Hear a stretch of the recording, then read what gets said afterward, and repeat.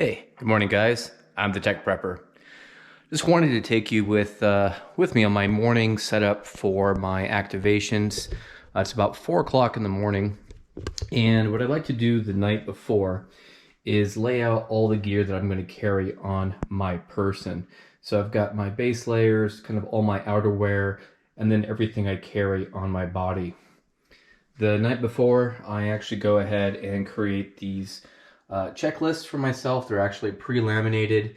They have been evolving over time, but I just use a dry erase marker to make sure that I have all the gear checked off. And then I typically get my pack ready the night before as well, in addition to my chest rig. And the pack right now is coming in at about 30 pounds.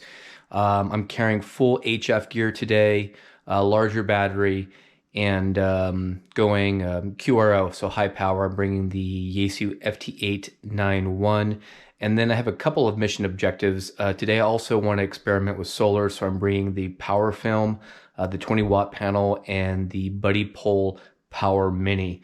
And this is all to make sure that I'm good for Field Day 2021. I'm going to be heading out with Red, or Charlie from Red Summit RF, and we're going to activate Blackjack Point.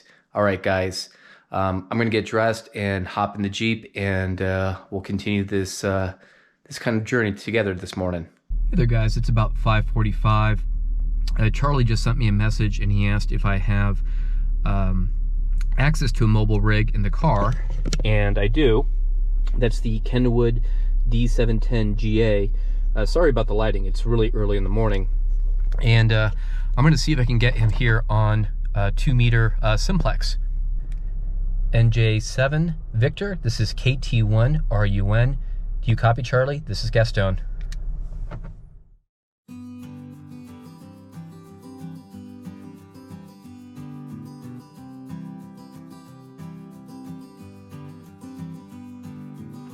Morning, guys. It's the Tech Prepper. We're finally at our point where we're going to go full 4x4. We've got a little sign here that looks a little bit, I don't know, a little cautionary tale of what to expect. It's not raining right now, so I don't think it's going to flood. We did go ahead and bring the 4x4. We got the Jeep, and that's our summit up there. That's Blackjack Point, rather. And yeah, Charlie and I from Red Summit RF are going to head out and do a fun little activation today for y'all and test out some new gear.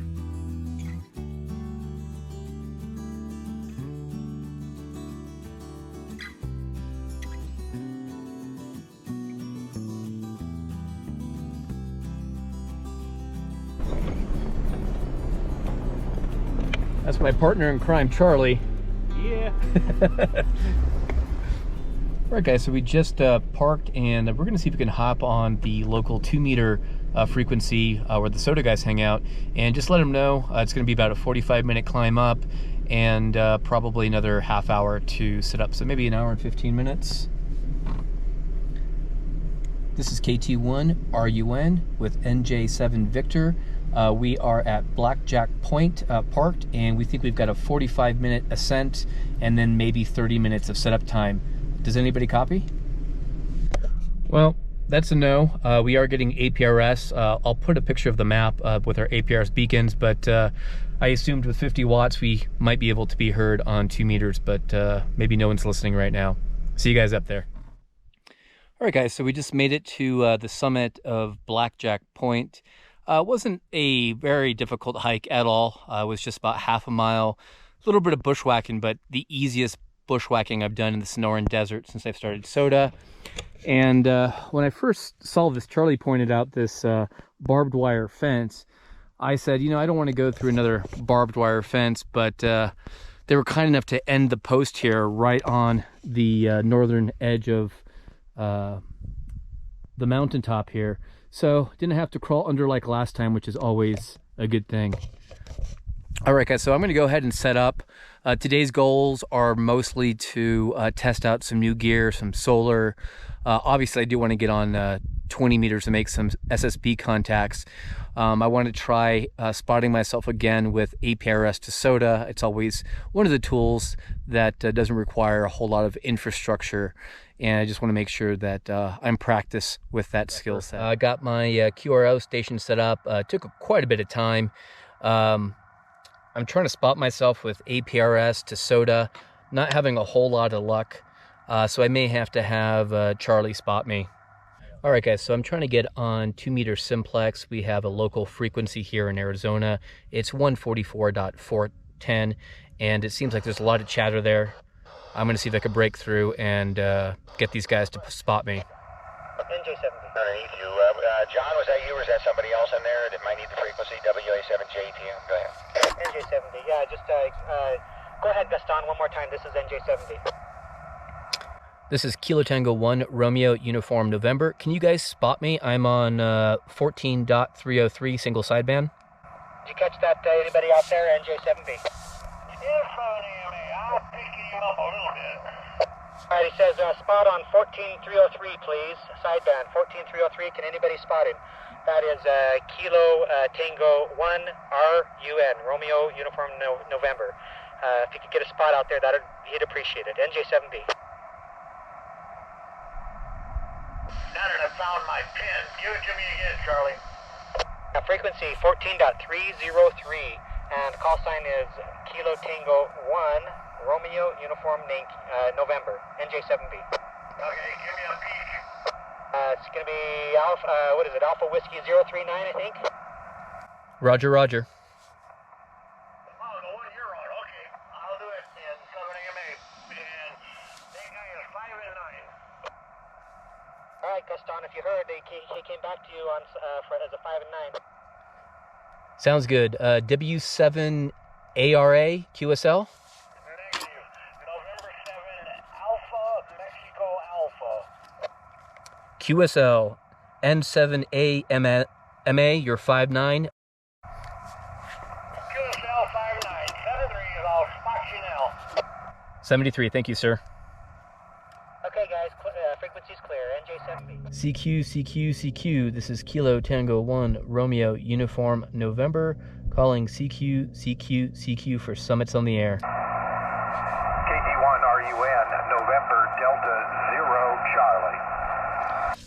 November Delta 0 Charlie, you're coming in 5x9, 5x9. QSL to 5'9", thank you very much, and thanks for the activation. You're 4x3, 43 into Minnesota, QSL. QSL 4x3, thanks for the contact, 73, QRZ. CQ, this is Kilo Tango 1 Romeo Uniform November, operating summits on the air, calling CQ. Whiskey 0 Mike, November Alpha.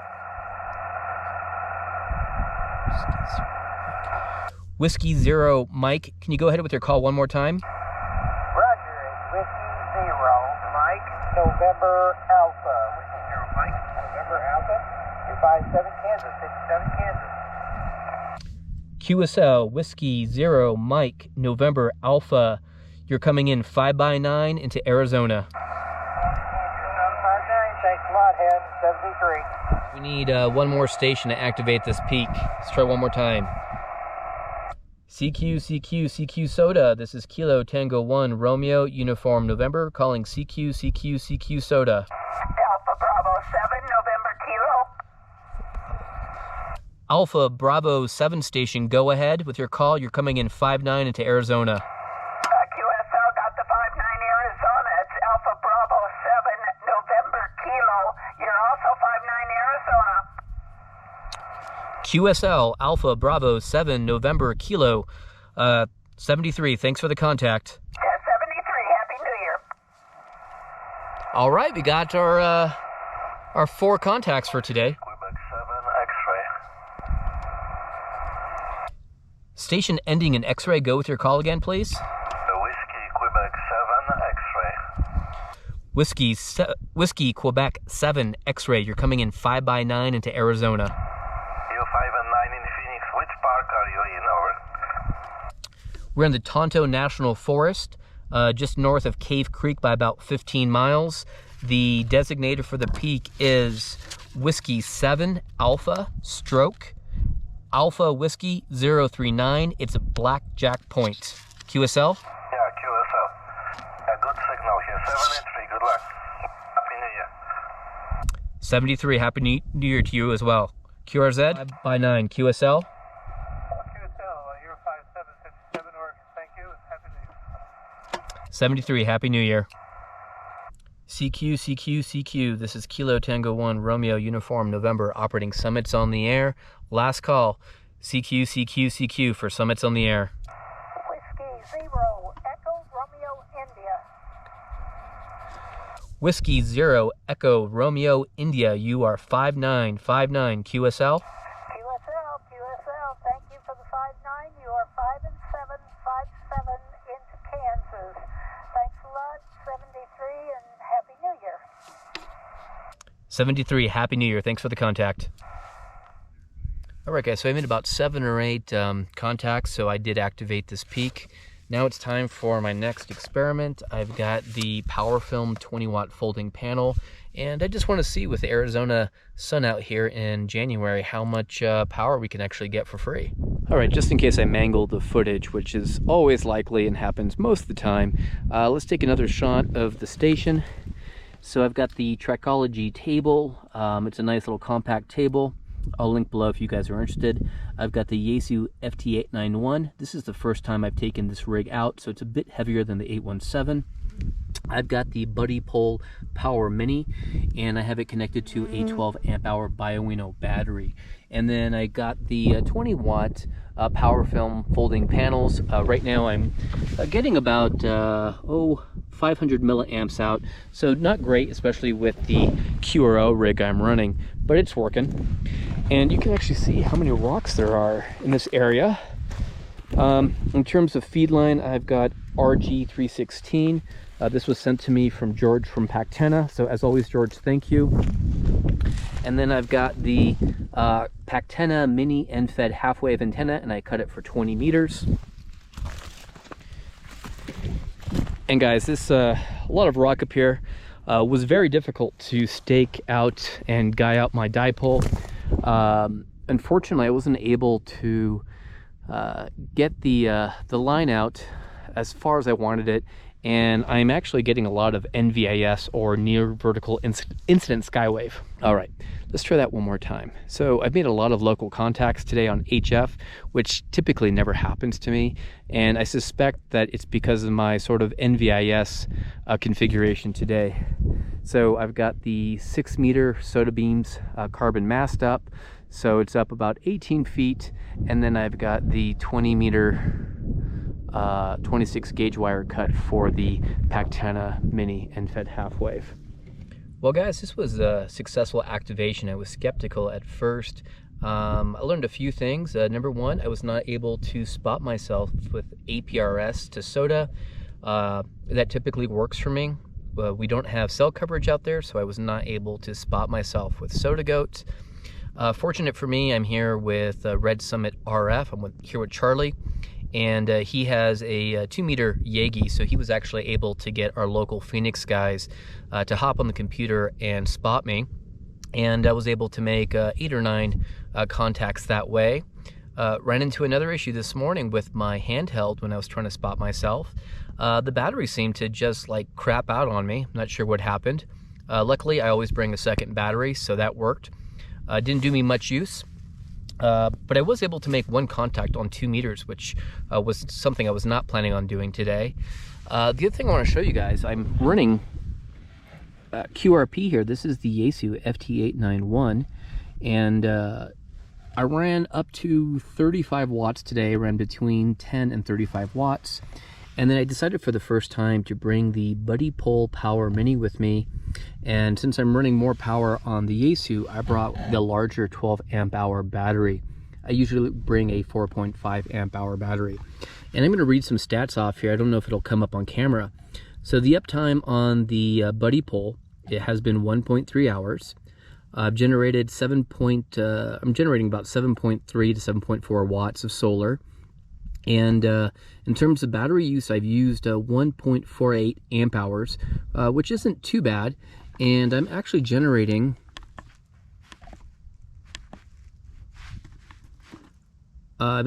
generated about 200 milliamp hours since I plugged in the solar. And granted, I didn't plug in the panels until much later in my operation. I was just more concerned about getting up and operating right away. But I'm really happy with the gear today. And like I said before, I've got a small issue with my antenna where it is, the sloper is sloping significantly. And I ended up getting a NVIS kind of antenna configuration. So I've made local contacts. So not very far today.